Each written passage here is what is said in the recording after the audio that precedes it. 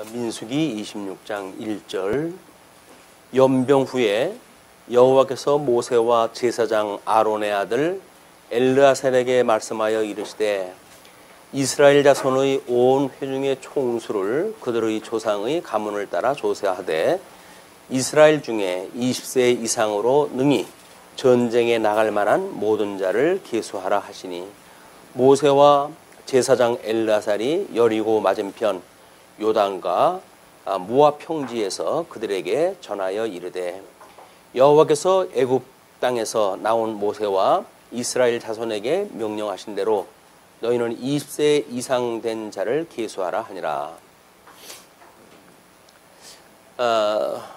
광야 40년 그들이 세 차례의 큰 시험을 피해 가지고 세대 교체가 되어지고 이제 모압 땅 앞에 왔을 때에 다시 한번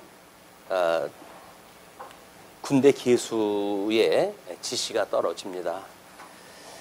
우리가 이 계수를 한다는 의미는 때로는 하나님께서 권해가지고 하는 계수가 있고 때로는 하나님의 명령이 없는데도 불구하고 인간이 자기의 어떤 능력 또는 세력을 과시하기 위해 가지고 세우는 수가 있어요. 그런데 인간이 자기가 스스로 이렇게 계수를 갖다 했을 적에는 하나님께서 크게 진노를 갖다 하십니다. 수를 의지하는 이것이 인생들에게 얼마나 불의한 것인지를 보여주는 의미이기도 하고 하나님이 또 이렇게 계수를 시키시는 일은 하나님의 언약이 어떻게 신실하게 이루어지는지를 설명하는 이런 그 내용이기도 합니다. 그래서 우리는 뭐 계수하는 게 좋으냐 나쁘냐 이런 그 의미가 아니라 어떤 것이 하나님이 기뻐하시는 뜻을 따라 섭리하고 계시는가 여기에 이제 방점이 지켜져야 되겠죠. 근데 앞에서 이야기한 대로 연병 후의 사건입니다. 그래서 이게 백성들이 뭐 그 홍해길로 인해 가지고 시비가 벌어지고 그리고 이제 그 25장에 이스라엘의 음행 사건이 있게 되어지고 그런 걸로 인해 가지고 마지막 시험이 이제 끝났어요. 일단은 광야에 한 10차례 정도 되는 시험이 다 끝이 났고 그 다음에 거기서 계수를 하라고 하는 지시가 떨어진 겁니다. 그 26장의 5절로 51절 보게 되면 각 지파에 대한 2차 인구조사가 이제 세밀하게 발표가 되어지고 있습니다. 이스라엘 장자는 루벤이라 루벤 자손은 한옥에게서 난 한옥 종족과 발루에게서 난 발루 종족과 헤스론에게서 난 헤스론 종족과 갈미에게서 난 갈미 종족이니 이는 루벤 종족이라 계수된 자가 43,730명이었더라. 그래서 일단 그들이 나올 때 계수했던 그런 그 내용보다는 뭐 여기 도표를 갖다 보니까는 2,770명이 줄었어요.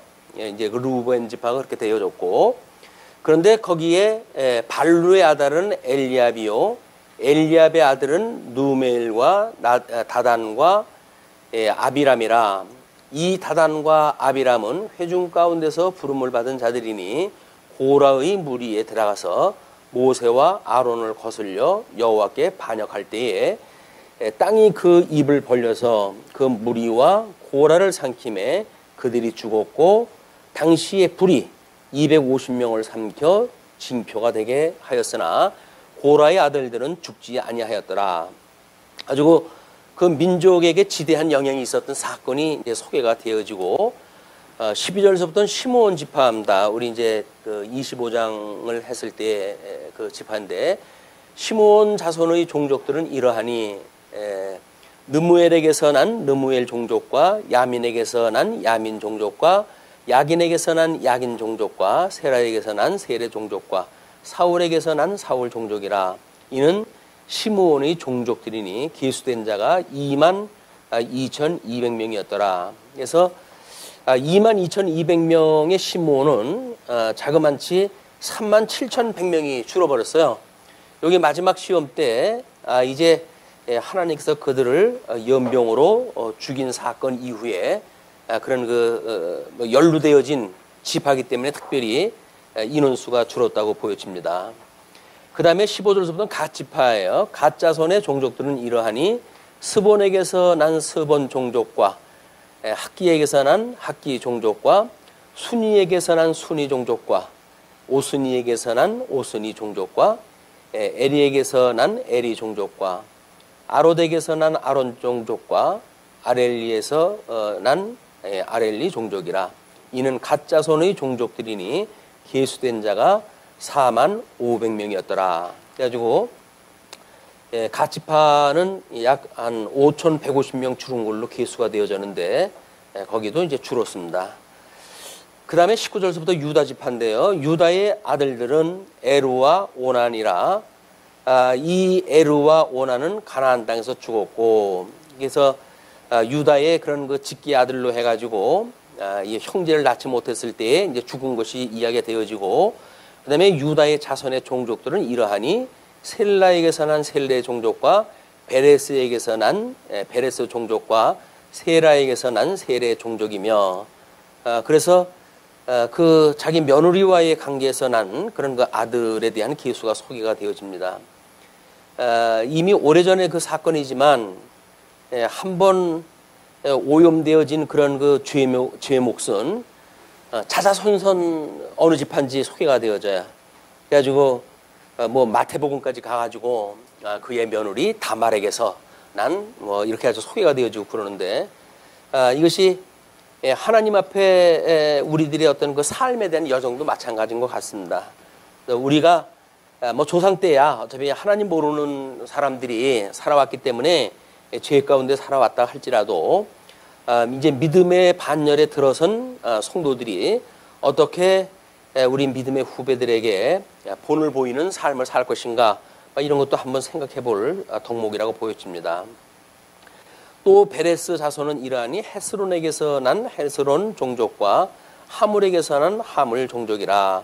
이는 유다 종족들이니 계수된 자가 7만 6,500명이었더라. 그래서 유다 지파는 1,900명이 증가한 것으로 좀 소개가 되어집니다. 그 다음에 이사갈 자손의 종족들은 이러하니 돌라에게서 난 돌라 종족과 부하에게서 난 분이 종족과 야숲에게서 난 야숲 종족과 시므론에게서 난 시므론 종족이라. 이는 이사겔 종족들이니 계수된 자가 6만 4,300명이었더라. 그래서 이사갈 지파는 특별한 그런 이유가 없는데도 불구하고 9,900명이 늘어난 많은 그런 그 인구가 늘어난 지파이기도 합니다. 그다음에 스불론 자손의 종족들은 이러하니 세렛에게서 난 세렛 종족과 엘론에게서 난 엘론 종족과 얄르엘에게서 난 얄르엘 종족이라. 이는 스불론 종족들이니 계수된 자가 6만 500명이었더라. 그래서 스불론 그 지파는 3,100명이 증가되어진 걸로 통계가 나와져 있습니다. 그다음에 요셉의 아들들의 종족들은 므낫세와 에브라임이요. 므낫세의 자손 중 마길에게서 난 자손은 마길 종족이라. 그래서 요셉의 그 아들 므낫세와 에브라임은 이스라엘의 그런 축복에 의해 가지고 장자의 몫을 해서 두 지파로 인정이 되어져 가지고 12지파에 들어간 그런 그 지파입니다. 그냥 요셉의 아들들의 이야기가 아니라 이제 므낫세 지파에 대한 이야기인데, 일단 그 통계는 1차 때 통계 때는 그 므낫세 지파와 에브라임 지파가 나눠가지고 설명이 되어져 있기 때문에 통계가 아마 그렇게 나올 것 같습니다. 므낫세의 자손 중 마길에게서 난 자손은 마길 종족이라. 마길이 길르앗을 낳았고 길르앗에게서 난 자손은 길르앗 종족이라.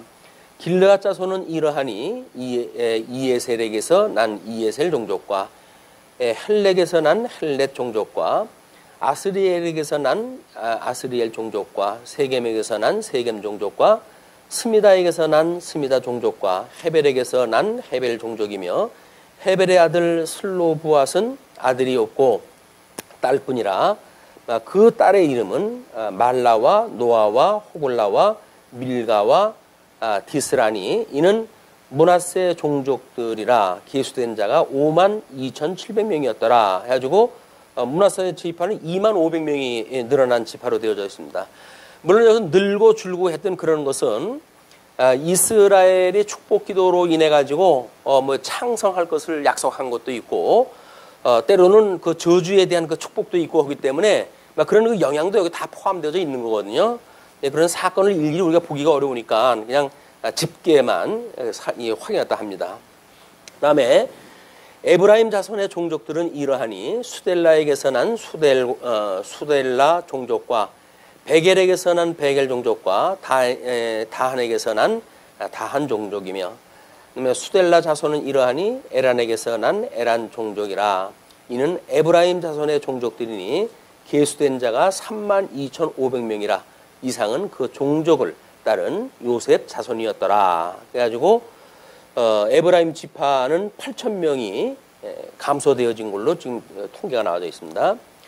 다음에 38절서부터는 베냐민 자손의 종족들은 이러하니 벨라에게서 난 벨라 종족과 아스바엘에게서 난 아스벨 종족과 아이람에게서 난 아이람 종족과 수부밤에게서 난 수부밤 종족과 후밤에게서 난 후밤 종족이며, 벨라의 아들들은 아르과 나아만이라.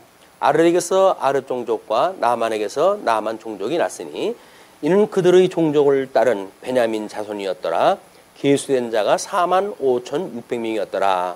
그래가지고 그 베냐민 지파는 12,000명이 증가한 것으로 통계가 나와져 있습니다. 그 다음에 단 자손의 종족들은 이러하니라. 수함에게서 수함 종족이 났으니 이는 그들의 종족을 따른 단 종족들이라.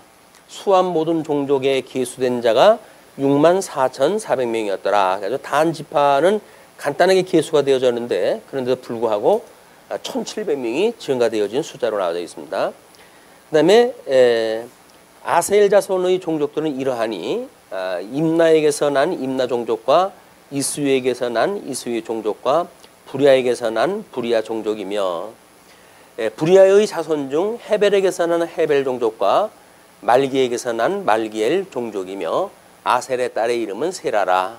이는 아셀 자손의 종족들이니 계수된 자가 53,400명이었더라.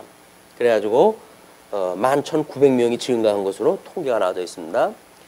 다음에 납달리 자손은 그들의 종족대로 이러하니 야살에게서 난 야셀 종족과 군이에게서 난 군이 종족과 예셀에게서 난 예셀 종족과 실렘에게서 난 실렘 종족이라. 이는 그들의 종족을 따른 납달리 종족들이니 계수된 자가 45,400명이었더라. 그래서 납달리 지파는 약 8,000명이 감소한 것으로 통계가 나와져 있습니다. 그다음에 이스라엘 자손에 계수된 자가 60만 1,730명이었더라.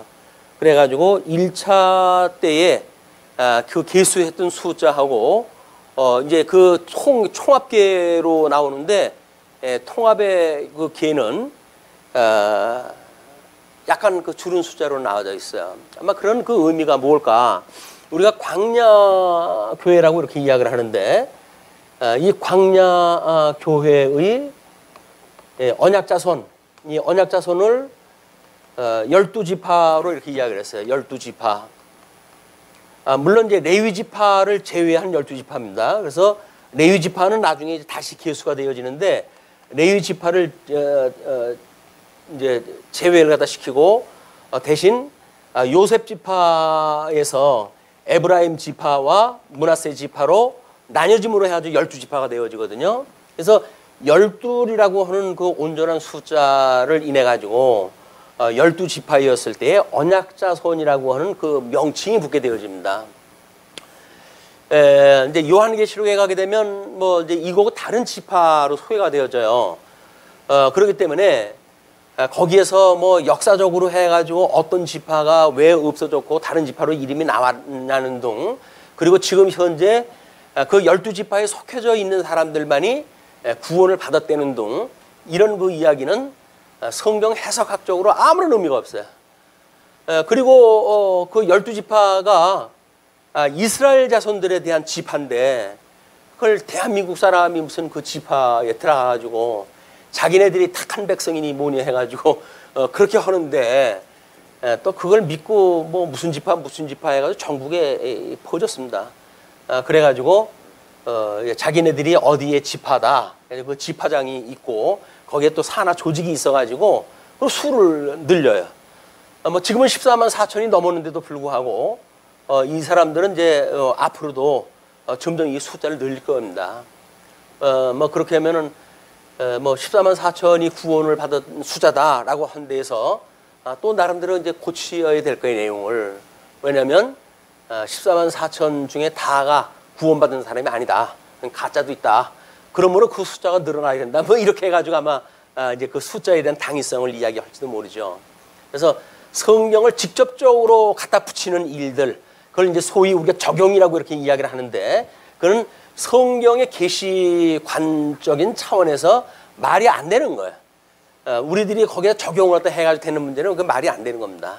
또는 뭐 교회 제도라든지 뭐 나름대로 어떤 삶의 문제라든지 그런 거를 우리들의 삶을 거기다 직접 대입시키고 그러는데 그건 성경신학적으로 맞는 이야기가 아닙니다. 우리는 성경신학적으로 성경을 통해 가지고는 오직 하나님의 영광 계시를 볼 뿐이에요. 이 하나님의 영광 계시를 통해 가지고 이 영광 계시를 보니까 만사를 섭리하는 것이 하나님의 주권적 섭리였더라 라고 하는 것만 나와요. 하나님의 영광이 목적이고 주권이 방법이에요. 하나님이 섭리해 가시는 방법. 그렇기 때문에 우리는 성경을 통해 가지고 하나님의 영광을 보고 뿐만 아니라 섭리해 가시는 모든 방법이 하나님의 절대 주권 아래 있더라 라고 하는 걸 통해 가지고 하나님에 대한 신지식을 배우고 그리고 그 하나님을 경외하는 데 이르게 되어지는 이것이 성경을 통해서 이제 이 살아가는 성도들의 본분이란 말이에요. 성도들의 본분은 하나님의 영광을 찬양하는 데 있지 뭐 자기네 삶을 성경대로 살았다고 해서 자랑하거나 이렇게 하는 것도 아니다. 우리가 잘못되어진 어떤 성경의 적용, 왜냐면 뭐 종교개혁 이후에 얼마나 사람들의 삶이 신앙적인 삶이 아니었으면 이런 식으로 해가지고 교육을 시켰겠어요. 적용이 돼야 된다, 적용이 돼야 된다. 자기 삶을 마치 성경적인 삶의 어떤 적용처럼 이거 설명되어지는 방법은 잘못되어져 있는 방법이다. 예수님이 오셨을 때 유대주의자들의 그런 거를 지금 예수님께 책망하신 거 아닙니까? 자기네들이 뭐 율법을 지킨다든지 인본주의적인 그런 모든 생각들, 잘못되어져 있는 그런 그 신앙관에 대해서 예수님이 책망을 했는데도 불구하고 약 한 1500년, 2000년이 지나가니까 다시 율법주의가 그대로 만들어진 거야. 그걸 우리가 신율법주의라고 그렇게 해요. 신율법주의. 이 신율법주의라고 하는 거는 율법주의하고 똑같은 거예요.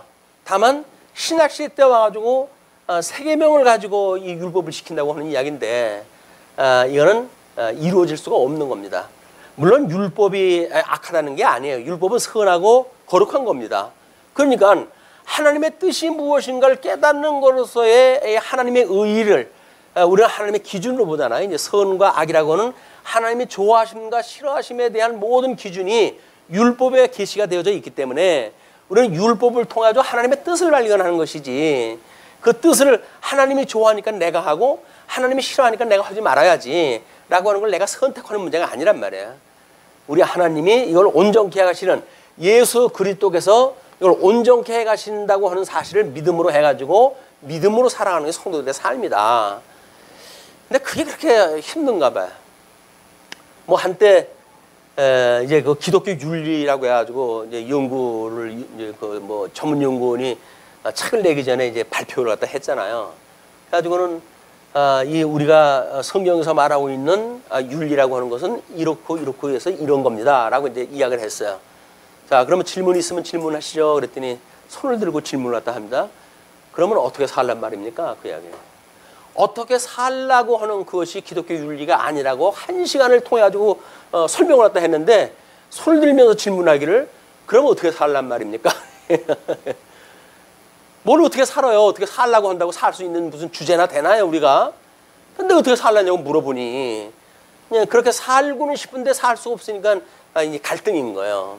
근데 우리는 그래 살게 하시는 예수 그리스도 우리는 죄악 속에서 죽었던 우리를 살리시고, 살리시고, 이 살리시고라고 하는 것이 중생이라면 중생.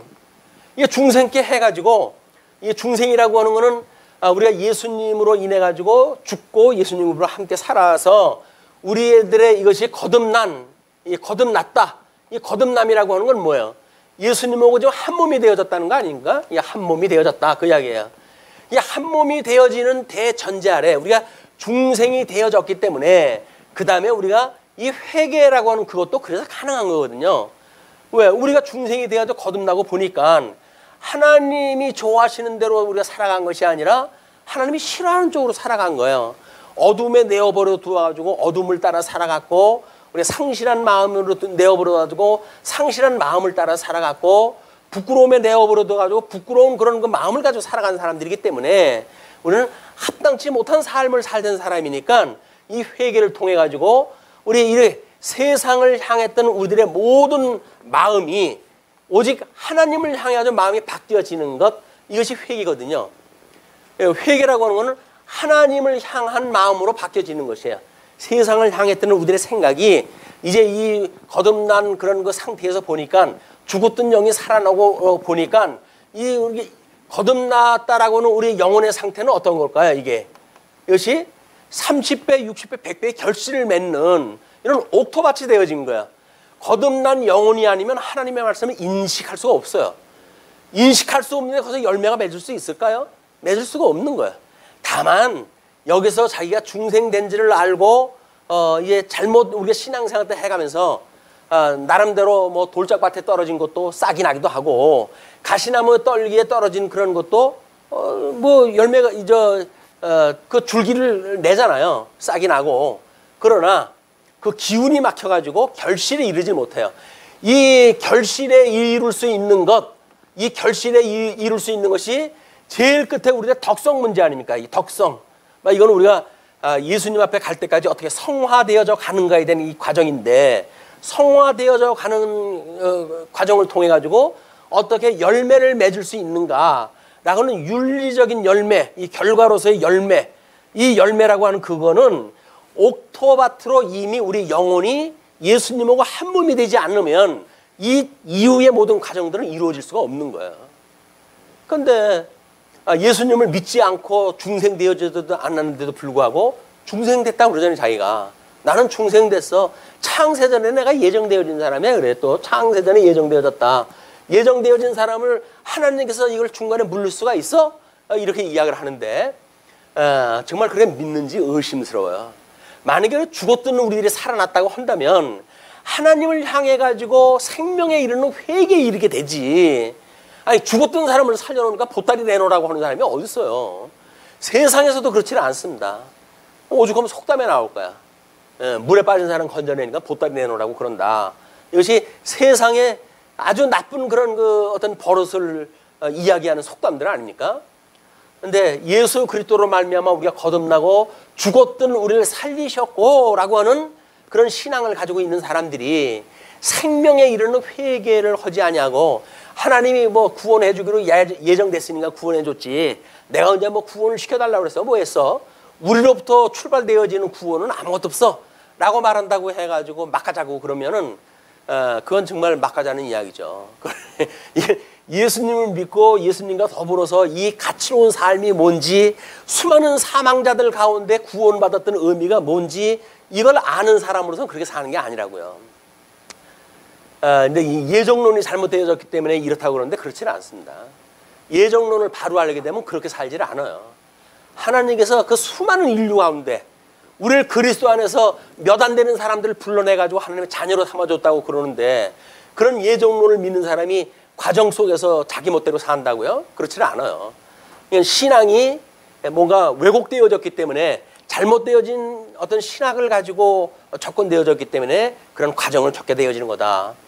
우리 중생되어진 다음에 회개를 갖다 하게 되어지거든요. 회개되어지게 되면 우리 하나님 앞에 내가 이렇게 세상을 향해서 살던 사람이고 정말 하나님 앞에 살 만한 가치가 없는 사람인데 어떻게 나를 갖다 이렇게 살려주셨단 말입니까? 라고는 회개를 갖다 보고 우리 하나님께서 믿음을 주시는 거 아니에요? 믿음을 주셔요. 그래서 내가 너를 대신해 가서 십자가에 죽었던 거 아니니? 이제 내가 부활한 거는 너로 하여금 부활되어져 있는 나의 삶을 믿고 살도록 내가 하는 거야. 내 기업에 네가 참여토록 하기 위해서 내가 부활을 한 거야. 그래서 의에 참여하게 되어지는 거야. 이런 그 믿음을 주시는 거예요. 이 믿음을 보고 우리 하나님께서는 이제 의롭다고 칭해 주시는 겁니다. 너는 의롭고 이제는 너한테는 죄가 없어. 너의 그 모습으로 과거에 잘못 살았던 삶으로 해가지고 너를 정죄할 자가 없다. 이렇게 이제 되어지는 건데, 칭이 되어진 자를 하나님께서 양자로 삼아 주시는 거 아니에요? 양자. 너는 이제 내 아들이야. 내 아들은 우리 이스라엘 백성들한테는 아브라함에 속한 사람이다. 아브라함이 우리 열조의 조상이다 라고 하는 걸 믿는 방법이 뭐라고요? 이게 할례라니까요. 할례를 하지 않으면 민족 중에서 쫓아내라고 그랬어요. 그 이야기는 뭡니까? 이 아브라함에게 속했다 그 이야기야. 우리 아버지가 누구다 그런 그 이야기 아닙니까? 그런데 이렇게 할례를 갖다 받고 이 아브라함의 자손으로 사는 사람들의 이것이 너희들의 의로 되어진 것이 아니라 하나님의 은혜로 되어진 거야. 이걸 깨닫게 하시는 것이 유월절 사건이었단 말이에요. 애굽에다 집어넣었다가 400년 동안이나 있다가 그들 열조의 언약을 기억을 하시고 불러내실 때에 유월절이라고 하는 제사의 방식을 통해 가지고 누군가가 너희들의 그 죄를 대신 지지 않으면 이걸 해결할 수 없는 방법이야. 가지고 어린 양 예수의 유월절을 내다보는 믿음을 가지고 이들이 다 임방이고 설주에다가 제물로 해서 피를 바르잖아요. 그때 이 어떤 그 죽일 수 있는 백성들을 죽이는 사자들이 그 집을 건너뛰는 겁니다. 그게 유월이에요. 그 죽여야 되는 그런 사자가 그 집을 건너뛴단 말이에요. 왜? 임방과 설주에 그들을 대속하는 피가 묻어 있으니까. 이 대속이라고 하는 걸 거쳐가지고 이게 되어지는 건데, 예정이라고 하는 걸 했다고 해가지고 이 대속의 은혜, 뭐 중생에 대한 기쁨, 우리 예수님으로 말미암아 이런 그 아들이 되어지는 기쁨, 이런 것들이 아무것도 아니라고 한다면 그건 신앙생활의 본질이 이미 훼손되어진 거예요. 잘못되어져 있는 신학에 어떤 그 오염이 되어져 있기 때문에 더 이상 하나님의 절대 주권도 예수 그리스도의 놀라운 은혜도 하나님의 사랑도 깨닫지 못한 사람들의 그런 처신이 나오는 것이다. 자, 이렇게 양자가 되어진 사람들이 이제 이 성화의 삶을 살아가게 되어지거든요. 여기까지는 우리가 뭐 어떤 그 논리적으로 해가지고 이런 서술을 갖다 하지만 이것이 협의적으로 해가지고 우리가 구원이라고 이렇게 이야기하는 거예요. 협의적으로 해가지고 구원받았다. 그러니까 나 구원받았네, 나 구원받았네. 그 이야기는 뭐예요? 성화의 어떤 과정은 남아 있을지라도 내가 하나님의 아들이 되어졌다는 거거든요. 그러니까 내가 하나님의 아들이 되어졌다. 내가 누구에게 속한 사람인가? 그런 그 이야기란 말이에요. 이것이 신약 성경에 오면 뭐라고 그랬어요? 예수 그리스도에 내가 속한 자, 예수 그리스도 한 몸인 자, 이렇게 예수님과 한 몸이 되어진 자가 여기서 지금 한 몸 되어졌다는 것이 예수 그리스도와 그다음에 성도가 한 몸 되어졌다는 거 아닙니까? 이것이 예수에게 속한 자란 말이에요. 속한 자. 나는 이제 죽어서 없고 나는 예수 안에 살아가는 새로운 피조물이야 라고 신앙 고백하는 사람들이에요. 내가 새로운 피조물이라고 이야기를 하게 되면 내가 지금 어디에 출생이 되어졌고 어떤 이유로 해가지고 지금 새로운 피조물이 되어졌고 새로운 피조물로 만드신 이유는 뭐고 이런 걸 깨닫고 살아가야 되는 거 아닙니까? 근데 새로운 피조물이라고 말은 새로운 피조물인데 살아가는 삶은 여전히 옛날 구습을 따라가서 살아가는 거예요. 옛날 그 모습을 따라서 살아가면서 나는 새로운 피조물이야 말을 갖다 하는데, 새로운 피조물이면 우리가 가지고 있던 구습을 버려야 될 거 아니겠어요? 그리고 우리 하나님의 기뻐하신 뜻을 따라 살아가는 거 아닙니까? 그것이 성화의 과정이란 말이야. 근데 구습을 따라가 살아가면서도 뭐 내가 죽었던 나를 살리신 거 아니에요, 주님이. 이렇게 이야기하는 그거는 새로운 피조물이라고 하는 자기 정체성이 없는 사람들. 자기 정체성. 내가 지금 누구로 말미암아 예수 그리스도로 말미암아 새로운 피조물이 되어졌다. 그 이야기는 육신의 어머니에서 태어난 내가 아니라 그렇게 살던 나로 하여금 예수를 믿게 하시고 모든 죄로부터 구원을 갖다 해주신 우리 예수님이 나의 구속주가 되어진다는 거예요. 나의 구주가 되어진다는 거예요. 구주. 구원을 갖다 하는 주인이 되어진다면 주인. 나의 주인이 누구인가? 여기서는 이제 뭐 아버지와 아들 관계로 이거 설명하다 했지만 신약 성경에 오게 되면 이것이 이 예수 그리스도를 주님으로 이야기, 주님과 그다음에 그의 성도들, 이 교회란 말이에요. 이 교회. 그러니까 교회의 머리가 되시는 분이 주님이니까 우리가 신앙생활을 한다고 한다면 마땅히 주인이 누구인가를 확인을 더 사는 거였어요. 주인의 뜻이 뭔지도 모르고 교회 생활도 한다면 말이 안 되는 거 아니에요. 그러면 우리 주인이 누구신가? 우리를 위하여 십자가에 못 박아 죽으신 예수님, 사망 권세를 이기시고 부활하신 예수님, 또 그분이 하나님 보좌 우편에서 지금도 여전히 우리를 위하여 중보 기도하고 계신 주님, 주님의 몸된 교회를 온전케 하시는 그 주님, 언젠가는 다시 저리로부터 산 자와 죽은 자를 심판하러 오실 주님, 그걸 우리가 믿는단 말이에요. 신앙 고백하다 하는 그런 걸 믿는 것이 우리들이 믿는 이 신앙의 고백이 내용이니까. 그래서 그런 주님을 과연 믿는가? 독생자 예수 그리스도를 믿사오니, 그리고 그러하여금 이 교회의 천상에서 그 주님의 몸된 교회 성도들을 위해 가지고 성령을 보내가지고 역사를 다 하시잖아요. 그러니까 그 성령을 우리가 믿사오며, 그 이야기 성령을 믿사오며, 성령을 믿는다고 하는 게 뭐예요? 그게 공교회와 성도의 교제와, 그리고 우리의 죄를 용서해 주시는 것과 몸의 부활과 그리고 영원히 사는 것도 우리 믿는다고 고백하다 하잖아요. 그 전부 신앙 고백이라니까요. 우리들이 그걸 뭐 우리가 그렇게 한다, 내가 영원히 그렇게 살 거예요 라고 되어지는 게 아니잖아요. 전부 고백을 하잖아요. 고백. 나의 죄 사해 주는 것도 믿어요, 주님. 내가 다시 몸이 부활하는 것도 믿어요. 그리고 심판으로부터 우리 주님께서 영원한 생명으로 우리를 구원하실 것 제가 믿습니다라고는 믿음으로 다 고백을 하면서 살아가는 거라니까요. 근데 뭐 인간이 개입을 갖다 해가지고 뭐 적용이니 뭐니 이런 거 할 뭐 그런 여백이 없어요. 우리 믿음의 선배들이 사도신경을 통해 가지고 어떻게 우리가 믿음을 고백하면서 살아가는가라고 하는 거 설명한 거는 사도신경에 아주 일목요연하게 정리가 되어 있어요. 삼위일체 하나님을 갖다 구분했다 해가지고 이거는 그렇게 신앙 고백을 하면서 살아가는 성도들의 삶이 질인데 무슨 적용을 헌대는 둥 내가 어떻게 헌대는 둥 해가지고 자기를 자랑 삼을 수가 있는 게 아니다. 이게 자랑 삼을 수 있는 게 아니다. 자기를 자랑한다는 이야기는 자기가 뭘 해갔다는 이야기인데 우리는 전폭적으로 죽었던 나를 살리셨도다. 에베소서 2장에서 이야기가 그거예요. 죽었던 너를 살리셨도다. 죽었던 내가 살아났다고 하는 게 중생 아닙니까? 거듭난다는 게 뭐예요? 죽었기 때문에 다시 태어난 거 아니에요? 거듭났다. 죽었던 내가 살아났다. 새로운 피조물이 되어졌다. 나의 정체성은 예수님과 한 몸이다. 라고 하는 믿음을 가지고 우리가 이런 그 구원의 삶을 살아가게 되어진다. 근데 이게 열매라고 그런데도 불구하고 그게 이렇게 힘들어요. 신앙, 왜냐면 종교의 정의가 그렇습니다. 이 종교의 정의가 일단은 내세관이 있어야 돼요. 내세관이.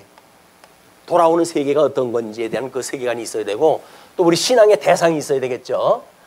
그 다음에 여기에는 어떤 그런 그 윤리관이 따라요. 윤리. 이 종교라고 한다면 윤리가 있어야 돼요. 종교에. 우리 4대 어떤 종교, 세계에서 이야기하고 있는 사전적 종교들은 이런 것들이 다 있는 걸 종교라고 이야기를 하거든요. 그런데 기독교를 일반 종교고 수평관계로 놓는 바람에 일반 종교에서 이야기하고 있는 윤리관과 기독교 윤리를 같은 맥락으로 이해하다 한 거예요. 그러나 기독교라고 하는 거는 세계에서 말하고 있는 일반 종교는 차원이 다른 겁니다. 왜? 우리는 천상의 종교예요. 기독교는 천상의 종교. 계시 종교라고 그렇게 이야기를 해요. 하나님이 영원하신 하나님이 계시를 갖다 하는 이 계시 종교, 천상에서 계시하시는 천상의 종교지 해 아래에서 이렇게 사람들의 어떤 사고, 철학 이런 걸 통해 가지고 얻는 종교가 아니란 말이에요. 근데 그런 종교고 해가지고 뭐 종교 다원주의니 뭐니 아주 말도 안 되는 신학들을 만들어내니까 예수님을 믿는다고 하는 우리의 체면이 말이 아닌 거야. 예수님을 믿는다고 하는 기독교가 말이 아닌 거야. 계시 종교로서 천상 종교로서 어떤 그런 우아함, 뭐 마땅히 세상의 종교하고 구별되어질 거룩성 이런 것에 빠져버린 것들입니다. 여기서 이 세상의 종교에서 이야기하고 있는 윤리관을 가지고 이걸 거룩을 설명하려니까 거룩이라고 설명이 돼야죠. 뭐 이번에 여름 상해 때 이 거룩을 뭐 하자고 결정하셨다고 그러는데 뭐 기존 방식으로 설명해 가지고는 하나도 못 알아들으실 것 같아 가지고 재편집을 갖다 하고 있어요 이제. 왜냐면 뭐 철학적인 용어로 해가지고 뭐 절대 가치라는 등 뭐 절대 뭐 어쩌고 저쩌고 이렇게 철학적 용어를 써놔가지고 성도들한테는 아무런 의미가 없어요. 그런 걸 외운다고 하더라도 아무런 가치가 없어요. 그렇기 때문에 실질적으로 양대 언약 성취 섭리라고 하는 그런 관점에서 거룩이란 무엇인가 이제 이게 출발이 돼야 됩니다. 그래서 첫째 날서부터 하나님께서 어떻게 거룩을 갖다 이루어 가시는지, 그리고 천상에서 이루신 그 거룩을 천하 세계에서 어떻게 이루어 가시는지, 이렇게 가지고 성경의 내용을 통해 가지고 거룩을 우리가 학습하는 그런 그 기회를 갖다 이제 가지려고 지금 준비를 하고 있는데, 대단히 어려운 일이에요. 이렇게 어떤 관념적인 그런 거, 거룩이 뭡니까? 뭐 막상 그러면 그래요. 교회 생활 다니시면서 거룩한 모습은 어떤 모습이죠? 그럼 연성이 딱 떠올라요. 아, 우리 목사님 같은 삶? 우리 목사님 같은 교회 생활? 우리 장로님이 하는 신앙생활? 그런 거 보면 뭐죠? 가운 걸치고 뭔가 여기서 뭐 이렇게 뭔가 보여주는 그런 것들이 뭔가 거룩하게 보이잖아요. 거룩하게. 뭐 지금 구별되어졌죠. 다른 사람은 옷 안 입는데 자기는 옷 입고 있으니까 뭔가 구별된 건 구별된 걸 거예요. 네.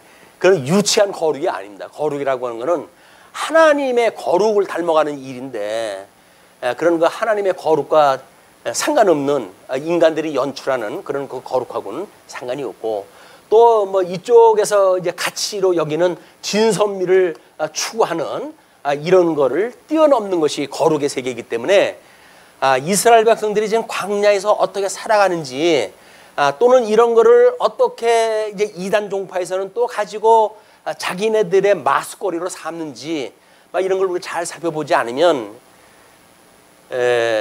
우리 그 기독교를 하찮은 이런 그 이단자들에게 우리가 우스갯거리가 돼버리고 만다. 그 이단 종파에서 이야기하는 그런 12지파에 대한 이야기는 말도 안 되는 이야기인데도 불구하고 오히려 그것이 뭐 힘을 얻어가지고 이게 뭐 이 장난질 치고 그러는 거는 정말 토악질 나는 일입니다. 토악질 나는 일. 하나님의 그 거룩한 이름으로 뭐 자기가 무슨 보혜사라나 어쩌나 이런 거는 쳐 죽여야 될 일이에요. 이게 하나님의 이름을 만유로 여기는 일이기 때문에 이단자 끝으로 가가지고는 결국 하나님과 죽일 그런 그 인간이지만, 수많은 사람들이, 성도들이, 젊은이들이 그걸로 인해 가지고 얼마나 가정이 파괴가 되어지고 그렇습니까? 그럼 우리는 성경에 대한 걸 공부해야 될 이유가 있는 거예요. 그런 자들을 우리가 막기 위해서라도. 그동안 이단자들의 대처 방법이, 이단자들이 오게 되면 집에 들이지 않는 방법, 그게 우리가 대처 방법이었어요. 성경에서도 그렇지 않더냐. 집에 들이지 말라고 그랬으니까 집에 안 들이는 게 뭐 대안이라고 생각이 드는데, 몇 번 고난 뒤에 그리고 안 들으면 그럴지언정 말도 안 해보고 문 닫아놓고 하면 무슨 변증을 갖다 하고 증인으로 삶입니까?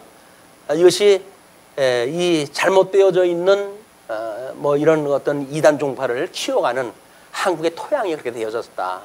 말씀의 부재, 성경 신학에 대한 어떤 그런 부재, 뭐 미숙, 뭐 이런 걸로 해가지고 말도 안 되는 사람들의 조롱을 당하고 있는 거예요, 우리가. 물론 뭐 예수님도 십자가에 돌아가실 때 말도 안 되는 인간들한테 조롱을 당하셨죠. 그러나 성경을 우리가 마주 볼 만큼 이제 알만한 어떤 이제 성경 신학을 공부하고 있으면서도 불구하고 이단자들에 의해 가지고 농락을 당한다고 한다면 체면이 안 쓰죠. 그래서 더욱 하나님 말씀을 공부하는데 우리가 정진할 이유가 있다, 보여집니다. 자, 그렇게 되어진 뒤에 이제 12지파를 다 하고 52절 52절에 이렇게 나옵니다. 여호와께서 모세에게 말씀하여 이르시되 이 명수대로 땅을 나눠 주어 기업을 삼게 하라. 그래서 이 명수라고 하는 그거는 땅 분배의 조건이 되어져요. 땅 분배의 조건이 돼요. 물론 이 땅 분배는 이스라엘 12지파에게 나중에 그 축복을 갖다 할 때 이미 땅 분배에 대한 어떤 근본적으로 방향성 뭐 이런 것들이 언약이 되어져 있어요. 그런데도 불구하고 지금 인원수를 계수하다 한 뒤에 그 조건에 맞춰서 해주라고 이렇게 이야기를 합니다. 그러니까 몇 가지 조건이 한꺼번에 가나안 땅을 차지하게 되는 12지파의 지도를 그리게 되어질 거예요. 수가 많은 자에게는 기업을 많이 줄 것이요, 수가 적은 자에게는 기업을 적게 줄 것이니 그들이 계수된 수대로 각기 기업을 주되. 거기서 또 방법이 달라요. 네, 방법상으로 하든 제비를 뽑으라고 이렇게 해야 합니다. 그래서 오직 그 땅을 제비 뽑아 나누어 그들의 조상 지파의 이름을 따라 얻게 할지니라. 자, 그들의 조상 지파의 이름을 따라, 이건 땅 분배를 위해 가지고 축복받았을 때 그 조건을 이루고, 또 여기서 인원수를 계수했던 그 조건을 이루고, 이런 걸 다 충족시킬 수 있는 방법이 뭐냐면 인간들의 어떤 지혜로 하지 말고 하나님 앞에 맡기라는 거예요. 제비라고 하는 거는 하나님이 선택을 해주는 거 아닙니까? 그거는 하나님께서 하셨을 적에는 이런 허다한 조건들이 완전히 이루게 되어져요. 인간들이 보게 되면 이걸 이루려면 이것이 안 되고 이걸 하려면 이것이 안 돼가지고 뭐 때로는 이제 혼잡되어지고 그러는데, 이 제비 뽑는 방법을 통해 가지고, 제비 뽑는 거는 사람이 의도적으로 할 수가 없잖아요.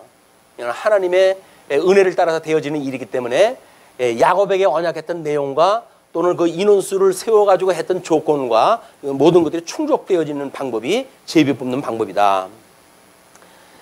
그 다소를 막론하고 그들의 기업을 제비 뽑아 나눌지니라. 그 다음에 57절서부터 62절까지 레위인에 대한 2차 인구조사입니다. 레위인으로 계수된 자들의 종족들은 이러하니 게르손에게서 난 게르손 종족과 고핫에게서 난 고핫 종족과 무라리에게서 난 무라리 종족이며, 레위 종족들은 이러하니 림니 종족과 헤브론 종족과 말리 종족과 무시 종족과 고라 종족이라. 고핫은 아므람을 낳았으며 아므람의 처의 이름은 요게벳이니 레위의 딸이요. 그 다음에 애굽에게서 레위에게서 난 자라. 그가 이 아므람에게서 아론과 모세와 그의 누이 미리암을 낳았고, 이제 출애굽을 할 때서부터 필요한 레위 지파의 족보가 추측이 되어져 갑니다. 아론에게서는 나답과 아비후와 엘르아살과 이다말이 낳더니, 나답과 아비후는 아론의 네 아들, 이제 여기서 모세가 이제 자기 형 아론을 불러가지고 이제 협업을 하게끔 되어졌잖아요. 근데 이 아론에게는 네 아들이 있었어요. 그 네 아들이 있었는데, 그 나답과 아비후는 다른 불을 여호와 앞에 들이다가 죽었더라. 그러니까는 나답과 아비후가 죽었으면 엘르아살과 이다말만 남은 거예요. 1개월 이상으로 계수된 레위인이 모든 남자는 23,000명이었더라. 그들은 이스라엘 자손 중 계수에 들지 아니하였으니 이는 이스라엘 자손 중에서 그들에게 준 기업이 없음이었더라. 그러면서 이제 63절로부터 2차 인구조사 결과가 평가되어집니다. 이는 모세와 제사장 엘르아살, 제사장이 누구로 나옵니까? 아론에서 엘르아살이라고 하는 제사장으로 이제 건너뛰게 돼요. 왜냐하면 그 두 형제는 죽었기 때문에 그 엘르아살이라고 하는 그 차자에 의해 가지고 제사장 자리를 이제 위임을 받게 되어지는 거죠. 예, 모세는 아직도 이제 그 가나안 땅을 바라보고 거기서 죽어야 되니까 이 일을 지금 하고는 있어요. 그러나 모세와 제사장 엘르아살이 계수한 자라. 그들이 여리고 맞은편 요단가 모압 평지에서 이스라엘 자손을 계수한 중에는 모세와 제사장 아론이 시내 광야에서 계수한 이스라엘 자손은 한 사람도 들지 못하였으니, 1차 조사 때의 사람들은 한 사람도 들지 못하였으니 이는 여호와께서 그들에게 대하여 말씀하시기를 그들이 반드시 광야에서 죽으리라 하였습니다.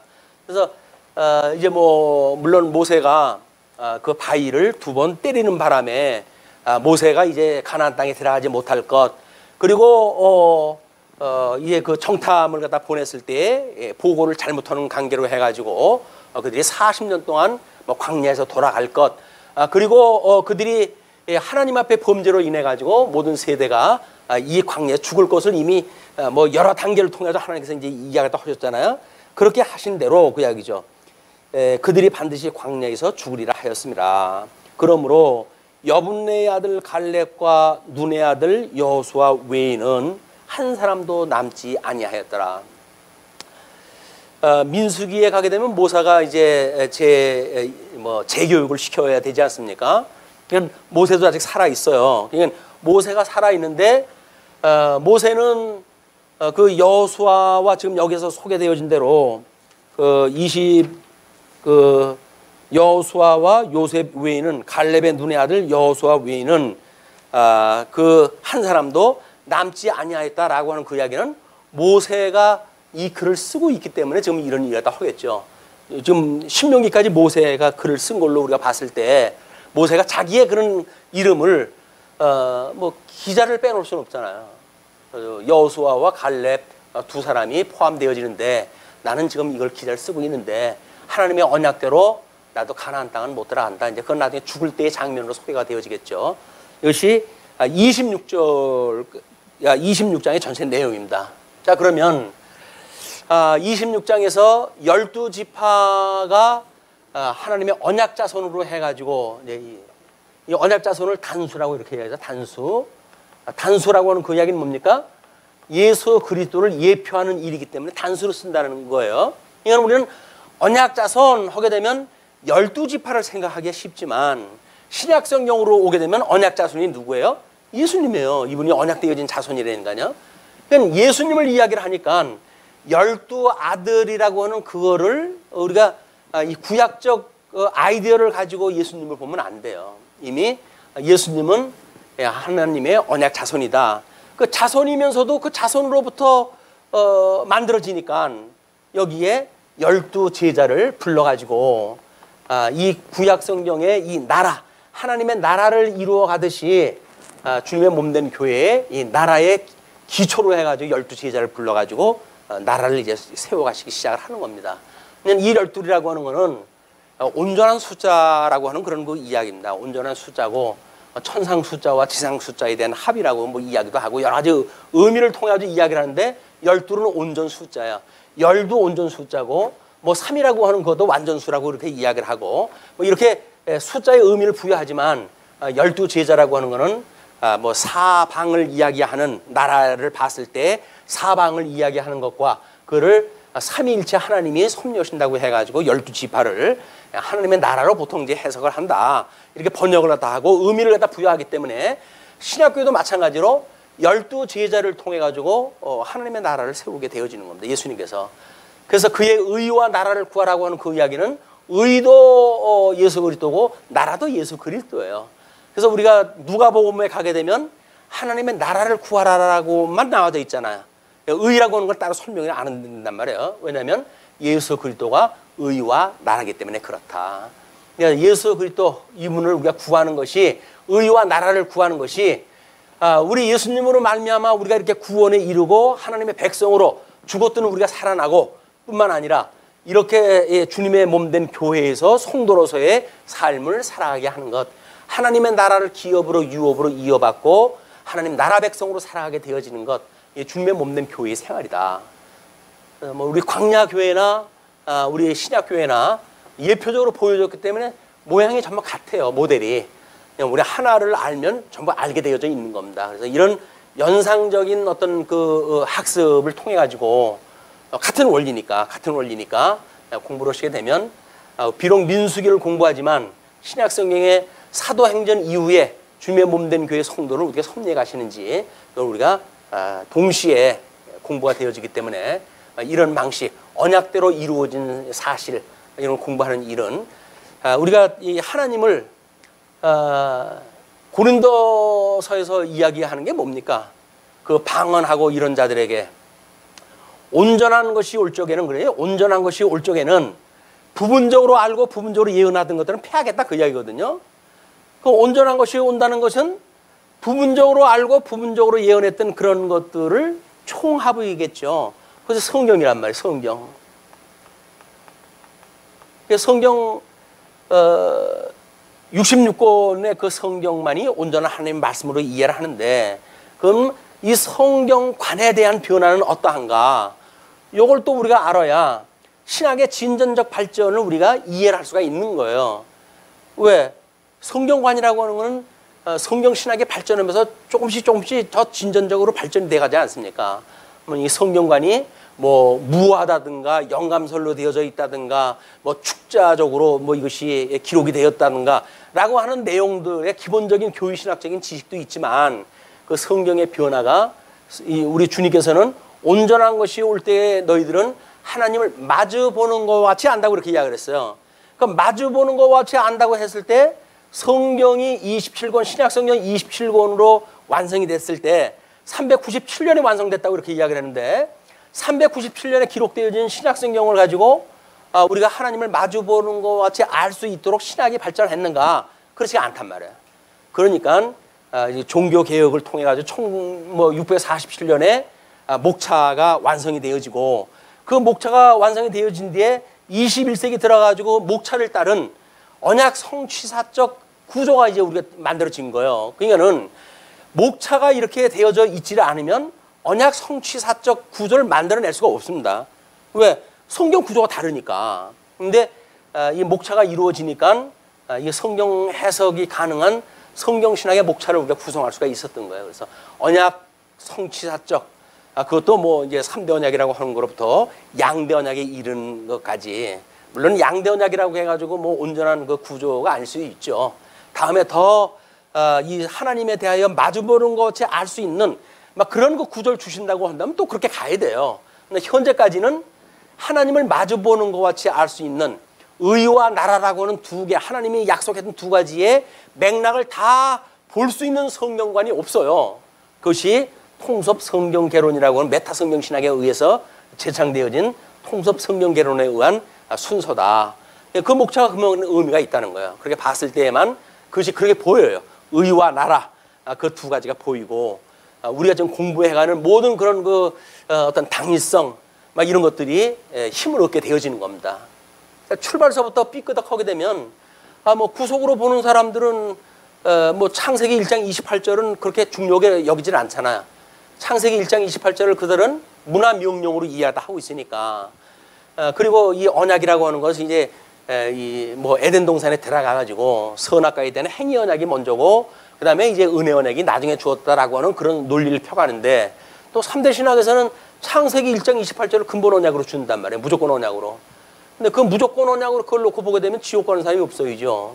우리 아담한테 다 복으로 다 주는데 왜 그 중에서 갈라지고 그래요? 근데 그거는 이렇게 양대 언약으로 봤을 때만 근본 언약이라고 하는 것으로 이루어지고 그리고 구속사에서 이야기했던 행위 언약과 은혜 언약에 대한 내용이 그걸로 결부되어짐으로 해가지고 그래 근본 언약을 받았지만 하나님께서 택한 자들은 구원의 반열에 이르게 하고 불택한 백성들은 저주에 임하게 하시기 위한 섭리를 펴가신다라고 하는 그런 원리를 우리가 발견해낼 수가 있는 겁니다. 그런 원리를 차근차근 뭐 이제 민수기 모세오경이니까 앞으로 뭐 이제 전부 내용이 이제 구약성경 구조를 공부하는 걸로 나눠져 있습니다. 구조를 따라서 우리 교회생활 뭐 해가시면 성경 공부하는데 특별히 이제 이런 건 오후 시간에 하게끔 돼 있잖아요. 오후 시간에 하더라도 이제 우리 관심을 갖고 보게 되면 성경을 이해하는데 매우 중요한 덕목이 되어지는 거라고 보여집니다. 오늘은 여기서 말씀 줄이죠. 기도하시겠습니다.